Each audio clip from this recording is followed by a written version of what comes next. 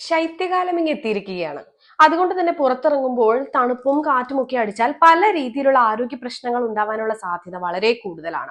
അപ്പോൾ അതുകൊണ്ട് തന്നെ ഏതെങ്കിലും രീതിയിൽ വീടിനകത്തോ പുറത്തോ വെച്ച് എന്തെങ്കിലും ആരോഗ്യ പ്രശ്നങ്ങൾ നമുക്ക് അനുഭവപ്പെടുകയാണെങ്കിൽ 999 എന്ന നമ്പർ ഉപയോഗിച്ച് ആംബുലൻസിന്റെ സേവനം ഉറപ്പാക്കണമെന്നാണ് ഹമദ് മെഡിക്കൽ കോർപ്പറേഷൻ അറിയിച്ചിട്ടുള്ളത്. ഇനി ഏതെങ്കിലും രീതിയിൽ ചെറിയ അസുഖങ്ങൾ മാത്രമാണ് ഉള്ളതെങ്കിൽ ആംബുലൻസിന്റെ സേവനം തേടരുതെന്നും അവർ അറിയിക്കുന്നുണ്ട്. ആരോഗ്യത്തിനും ജീവനും ഭീഷണി ഉണ്ടാക്കുന്ന അടിയന്തര ഘട്ടങ്ങളിൽ മാത്രമേ ആംബുലൻസിന്റെ സേവനം തേടാവൂ. ജീവന് ഭീഷണിയാവാത്ത ആരോഗ്യ പ്രശ്നങ്ങൾക്ക് അടുത്തുള്ള ഹെൽത്ത് സെന്ററിൽ ചികിത്സ തേടണം. ശൈത്യകാലമായതുകൊണ്ട് തന്നെ ആരോഗ്യ മേഖലയെ സംബന്ധിച്ച തിരക്കേറിയ സമയമാണിത്. പ്രത്യേകിച്ചും പകർച്ചപ്പനി വ്യാപകമാകുന്ന കാലം.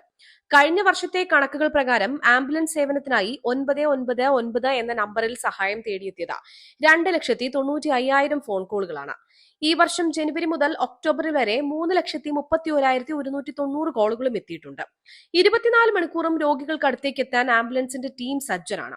ഈ വർഷം ആംബുലൻസ് സേവനം തേടിയുള്ള ഫോൺ കോളുകളുടെ എണ്ണം വളരെ കൂടുതലായതുകൊണ്ട് തന്നെ ഏതൊക്കെ അടിയന്തര ഘട്ടങ്ങളിലാണ് ആംബുലൻസിന്റെ സേവനം തേടേണ്ടതെന്നതിനെ കുറിച്ച് പൊതുജനങ്ങൾക്കിടയിൽ ബോധവൽക്കരണം കൂടുതൽ ശക്തമാക്കേണ്ടതുണ്ടെന്ന് HMC emergency health care coordinator assistant executive director Abdul Aziz Alyafei ചൂണ്ടിക്കാട്ടി.